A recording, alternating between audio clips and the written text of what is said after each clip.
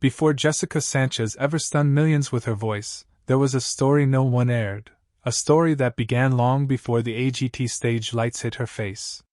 Behind the scenes, judges weren't the only ones shocked. There were powerful decisions, hidden mentors, and a twist that almost stopped her from performing at all. What most people don't know is that Jessica didn't even plan to audition. In fact, her breakout moment almost belonged to someone else until a phone call changed everything. From singing in parking lots to being rejected by one of TV's biggest shows to having global celebrities fighting over her voice. This is the untold rise of Jessica Sanchez. Jessica Sanchez was born on August 4, 1995, in Chula Vista, California, a city near San Diego. Her full name is Jessica Elizabeth Sanchez. She grew up in a multicultural household, with her mother Adita being Filipina and her father Gilbert of Mexican descent. Her father served in the U.S. Navy, which brought a strong sense of discipline to the family. Despite growing up in a working-class environment, Jessica's parents supported her musical dreams from an early age. They noticed her extraordinary vocal ability when she was only 2 years old, and would often ask her to sing for family and friends at gatherings. Jessica's upbringing was shaped by her heritage. She has spoken in interviews about feeling a strong connection to both her Mexican and Filipino roots, which inspired her musical influences and performance style. Filipino culture, in particular, places a high value on singing, and Jessica grew up hearing ballads, karaoke classics, and R&B music from both cultures. These influences helped shape her voice into one known for its control, volume, and intensity, even at a very young age. By the time she was 5, her talent was undeniable, and her parents began taking it seriously. She had her first public performance at just 10 years old when she sang Aretha Franklin's Respect on the Apollo stage in Harlem, one of the toughest crowds in America. Despite being shy off stage, she completely transformed once the spotlight hit. That performance proved to be a major turning point as it showed the world she was not just a cute kid who could sing, she had stage presence, attitude, and raw talent. This early exposure opened doors for her to appear on more talent platforms. In 2006, Jessica auditioned for the very first season of America's Got Talent. While she impressed the judges, her journey was cut short in the semifinals. Still, this experience gave her valuable stage exposure and helped prepare her for the national spotlight. Though many fans remember her from American Idol, her career actually began on AGT. This is one of the key facts most people miss. Her AGT appearance wasn't heavily broadcast or replayed, so it became a hidden chapter in her early career. Jessica's background reveals a girl raised with strong cultural roots, family support, and a love for music that never faded. Her story isn't just about talent, it's about discipline, diversity, and quiet perseverance. Her early struggles shaped her into the powerhouse vocalist fans saw years later on American Idol and again on AGT. Before the fame, before the albums, there was just a little girl with a huge voice and a dream that refused to quit. Before she became a household name on American Idol, Jessica Sanchez first stepped into the national spotlight on America's Got Talent back in 2006. She was only 11 years old when she auditioned for the very first season of the show. At the time, the judges were amazed by how such a young girl could deliver a vocal performance so rich and powerful. Though she didn't win or even make it to the finals, she left a strong impression. Most fans don't realize that Jessica was part of AGT history before her later success. This early rejection taught her resilience and gave her a taste of the industry's demands at a young age. One of the lesser-known facts about her AGT run is that her original performance wasn't televised in full.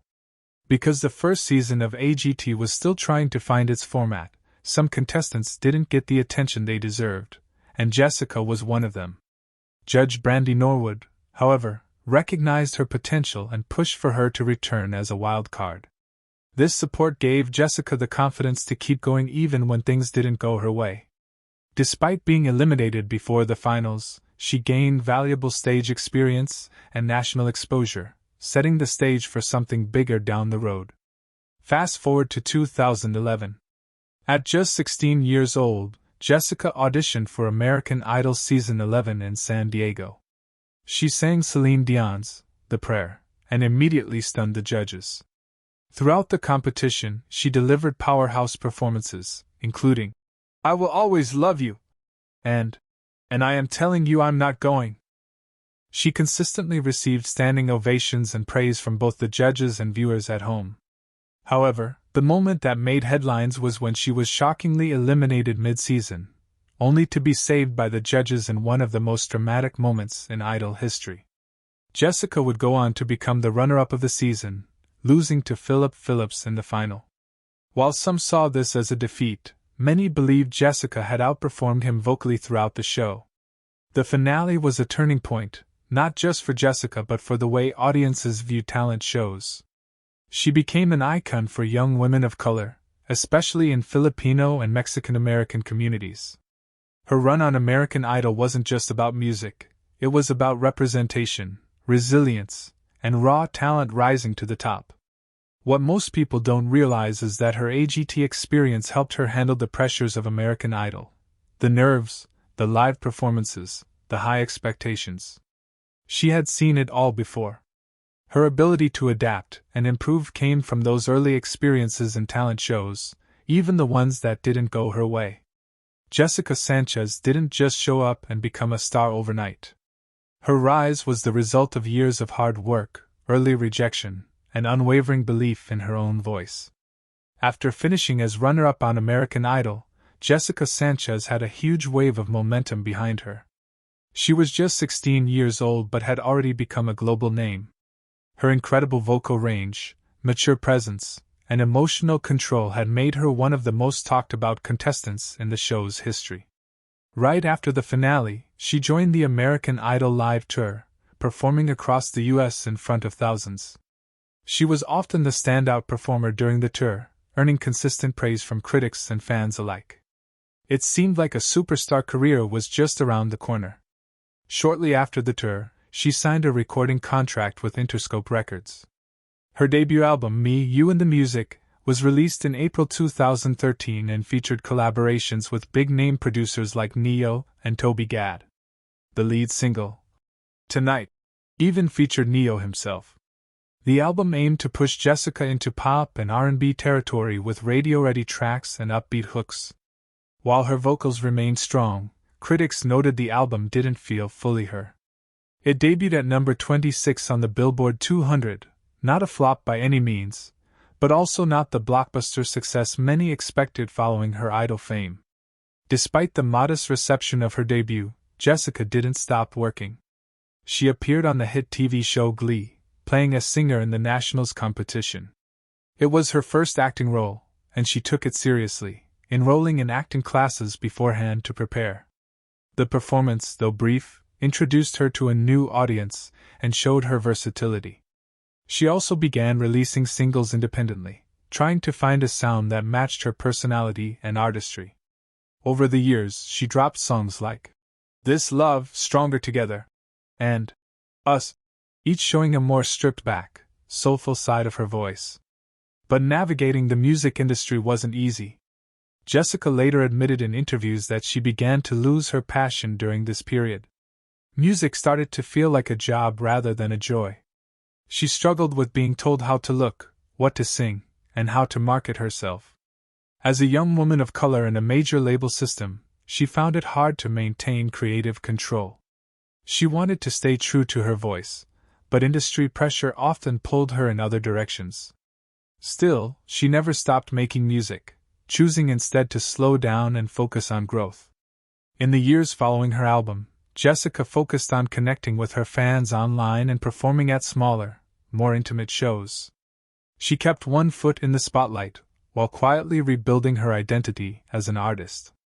Though she didn't maintain a top 40 chart presence, she never disappeared.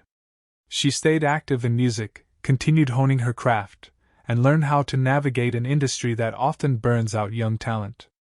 Her story wasn't one of instant stardom, it was about endurance. And that's exactly what would set her up for a powerful return years later. While many people remember Jessica Sanchez for her powerhouse voice and confident stage presence, very few know the inner battle she faced behind the spotlight. After American Idol, the fame came fast, but so did the pressure. Being a teenage girl in the music industry is already hard, but being a Filipino-Mexican teen trying to find her identity while executives tried to mold her into a pop product made it even harder. Jessica has spoken openly about the emotional toll of being constantly told how to dress, act, and even what kind of music she should sing. It wasn't just about singing anymore. It was about selling. As the music industry pushed her toward radio-friendly pop, Jessica found herself feeling disconnected from her own artistry. She wanted to sing ballads, soul, and R&B, music that let her emotions shine through, but the label often leaned toward trendy sounds that didn't reflect her heart. It became difficult to enjoy the music when it no longer felt like hers. Fans didn't see the struggle. They only saw her on TV and thought she had it all.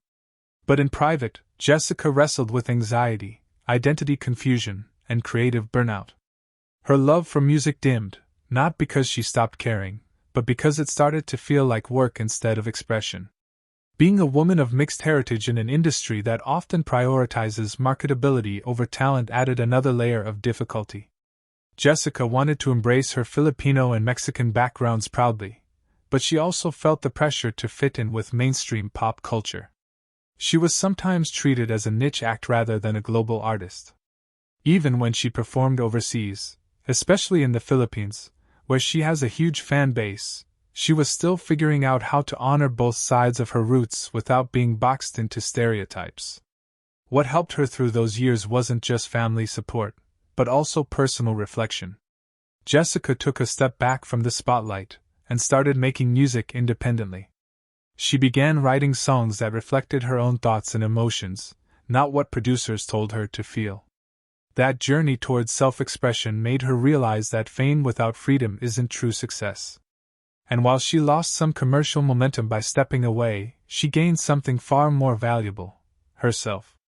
In interviews years later, Jessica described this period as the hardest but most important of her life. It wasn't glamorous. It was lonely, frustrating, and confusing. But it taught her what kind of artist she wanted to be and what kind of message she wanted to share. She didn't just want to be remembered for winning a talent show. She wanted to be remembered for staying true to herself, even when it was easier to follow the crowd. That courage would be key in her dramatic return to America's Got Talent nearly 2 decades after her first appearance. In 2025, something remarkable happened. Jessica Sanchez returned to the America's Got Talent stage nearly 19 years after her original audition as a child. This time, she wasn't a shy little girl who stood nervously in front of the judges. She came back as a woman, an experienced vocalist, and someone who had lived the highs and lows of fame. But even more powerful was the fact that she returned while expecting her first child. That detail alone made headlines. She was literally carrying the next chapter of her life while bravely walking into one of the biggest stages in the world. Jessica chose to perform Beautiful Things by Benson Boone, a song filled with emotional depth and softness. It wasn't a showy, vocal acrobatics number. It was heartfelt and pure, showing how much Jessica had matured as an artist. The audience was silent during her performance, fully drawn in by her delivery. The performance ended in a standing ovation, with all 4 judges visibly moved. Sofia Vergara was so touched by the performance that she immediately stood up and hit the golden buzzer, sending Jessica straight through to the live shows. It was a full-circle moment, one that brought tears to her eyes and cheers from longtime fans. Simon Cowell, who had never judged her on Idol, looked at Jessica and simply said, "I think they like you." It was a light moment, but behind it was deep recognition of her talent and the journey it took to get back here. Howie Mandel called the performance roof-blowing, and Mel B noted that Jessica wasn't just a great singer, she had evolved into a storyteller. For many in the audience, and those watching at home, it felt like healing. Jessica wasn't chasing validation anymore. She was reclaiming her place. Her golden buzzer moment wasn't just about vocal ability. It was about resilience, motherhood, identity, and unfinished dreams. Jessica stood on that stage not as a contestant needing approval, but as an artist who had learned from pain and pushed through. She represented every artist who had been molded, shelved, or forgotten and chose to return on their own terms. That's why her audition resonated so deeply. It was honest. Jessica's return sent shockwaves through social media.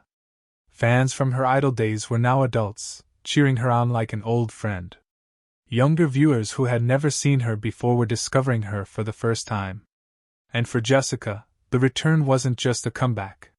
It was proof that you don't have to follow a traditional path to find your way back to greatness. She had grown, healed, and most importantly, found her voice again. This time, nobody could take it from her.